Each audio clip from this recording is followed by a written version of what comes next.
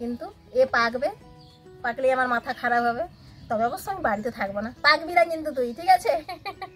একদম পাকবি না। হ্যালো বন্ধুরা, welcome back to my channel unique happiness. আমি চলে এসেছি নতুন একটা ব্লগ ভিডিও নিয়ে, তাও আবার কি বাড়িতে। বেশিরভাগ ভিডিও আমি ওখানের দেখাই, তো এখন চলে এসেছি বাড়িতে, তাই বাড়ির একটা ভিডিও দেখাচ্ছি। ভিডিওটা হলো এই যে দেখতে পাচ্ছ আমাদের বাড়ির গাছেরই কাঁঠাল, কত বড় কাঁঠাল গাছ। এই গাছটা কিন্তু বীজ থেকে গাছটা হয়েছে, হয়ে গেল প্রায় কত বছর হবে, 20 বছর হয়ে গিয়েছে গাছটার বয়স। তো দেখো এই যে কত কাঁঠাল হয়েছে। আমি যদিও দেখিয়েছি একটা শর্ট ভিডিওতে, দেখিয়েছি যে কত কাঁঠাল হয়েছিল। এগুলো কাটা হয়ে গিয়েছে, সবাইকে দেওয়া হয়ে গিয়েছে, শেষে আমি আছি। তো তাই জন্য আমার জন্য আজকে এঁচড় হবে। তো আমি কাটবো, যদিও আমি বেশি কিছু জানি না, মায়ের কাছ থেকে শেখা, কয়েকবার কেটেছি। আজকে তাই তোমাদের সাথে ভিডিওটা শেয়ার করছি কিভাবে এঁচড় কাটতে হয়। তো বন্ধুরা, কাটার নিয়ে চলে এসেছি, এঁচড় কাটবো। তো চলো এখন দেখাই কোনটা কাটি। এই যে এইটা কাটবো, বাবা দেখিয়ে গিয়েছে সকালে যে এইটা কাটতে হবে। তো আমি এখন এটা কাটবো। এইটা কাটবো কারণ এই যে ছোট্ট এঁচড়টা রয়েছে, এটা তাহলে বড় হয়ে যাবে এটা কেটে নিলে। আর এখন আমাদের বাড়িতে আমরা 3 জন রয়েছি, এটা কেটে নিলে আমাদের সুন্দর হয়ে যাবে। আমি একটু বেশিই খাবো, 2-3 বার খাবো। তো চলো এটা কেটে নিই।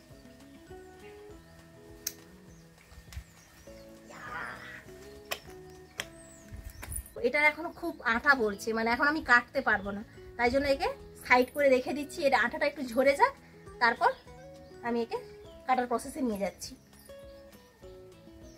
10 মিনিট মতো এখানে রেখে দেবো, থাক। তো এঁচড় কাটার জন্য আমার যা যা সরঞ্জাম লাগবে তা নিয়ে চলে এসেছি। অবশ্যই কাটার জন্য বটি লাগবে, বটি ছুরি যে যা ইউজ করতে পারো, আমি বটি ছাড়া কাটতে পারবো না, তাই বটি নিয়েছি। আর মেন যেটা লাগবে সেটা হলো তেল। তো এই এঁচড়ে দেখতেই পাচ্ছ কত আঠা বেরোচ্ছে। এই আঠার জন্য, একে টাইট করার জন্য কিন্তু এই একমাত্র এই তেলই প্রয়োজন। তো আমি এখন তেল নিয়ে নিচ্ছি। এটা মোটামুটি 10 মিনিট হয়ে গিয়েছে, আঠা অনেক বেশি ঝরে গিয়েছে, আর অল্প আছে। তো আমি, আমার হাতে আর সময় নেই রাখার জন্য।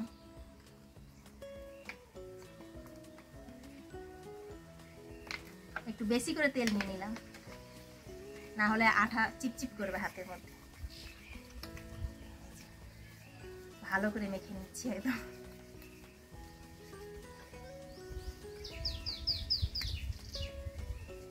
তো কাঁঠাল কেটে কাঁঠালের গাছের তলাতেই বসে গিয়েছি এঁচড় কাটার জন্য।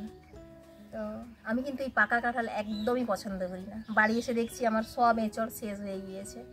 আর বাবা একটু পছন্দ করে কি, যে গাছ ভর্তি এঁচড় হয়েই থাকবে।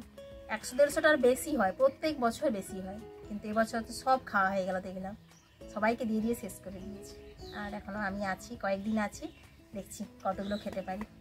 এটা আর হবে না, এটা যেমন বড় হয়ে গিয়েছে, এটা খাওয়া হবে এখনও, এইগুলো খাওয়া হবে।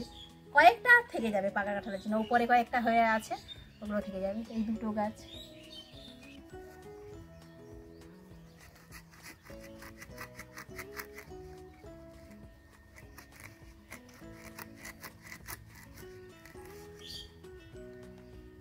ছোট্ট ছোট বীজ হয়েছে, বেশি বীজ নেই সেরকম। মানে এটা কিন্তু ভালো লাগবে খেতে, দারুণ টেস্টি লাগবে।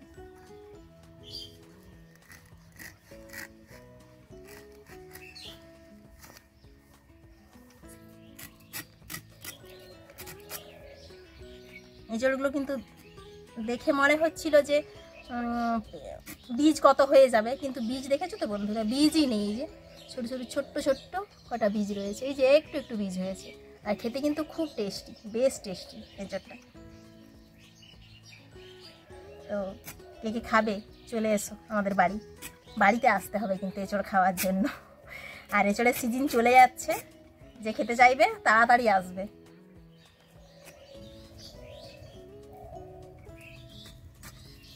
ছোটো ছোটোভাবে কাটলে কি হয়, বেশ এটা ভালো হয়, মানে ছাড়াতে কাটা সুবিধা হয়।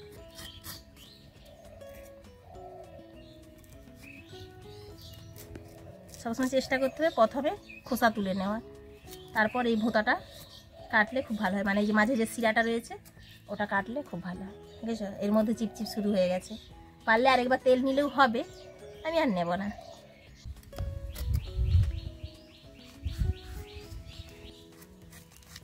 এই যে কত সুন্দর ভোঁতাগুলো বেরিয়ে যাচ্ছে।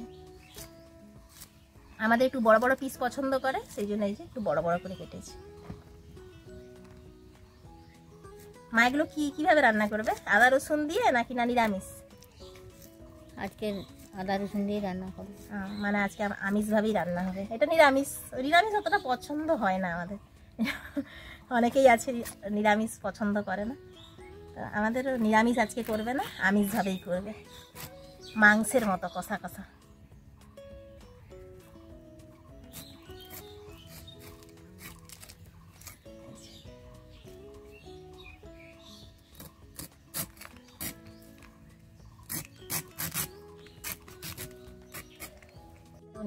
ফোন করলাম দাদা বৌমনির ডিউটি, আমার দিদিও আসতে পারবে না, দিদি বোন আসলে যাইবো, আসলে এটা বেশ ভালো লাগতো, কিন্তু কেউ আসতে পারবে না, সবাইকে ডাকলাম, তাহলে বেশ একটা পিকনিক মনে হচ্ছিল।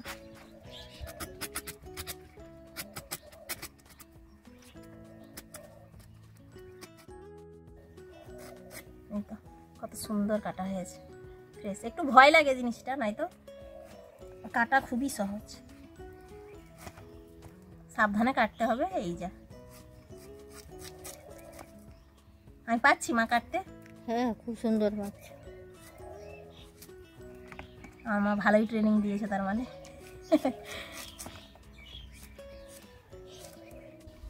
এই কাঁঠালগুলো হচ্ছে খাজা কাঁঠাল, মানে পাকবে যখন এর কোষগুলো খুব সুন্দর, বেশ মানে শক্ত শক্ত। খাজা কাঁঠাল মানে বুঝতেই পারছো সবাই, মানে খুব সুন্দর শক্ত শক্ত, দারুণ টেস্টি কাঁঠালটা। মানে আমি তো খাইনি, যারা খায়, মানে আমার মা খুব কাঁঠাল পছন্দ করে, বা যাদের রিলেটিভদের বাড়িতে দেওয়া হয়েছে তো সবাই বলে খুব সুন্দর কাঁঠাল।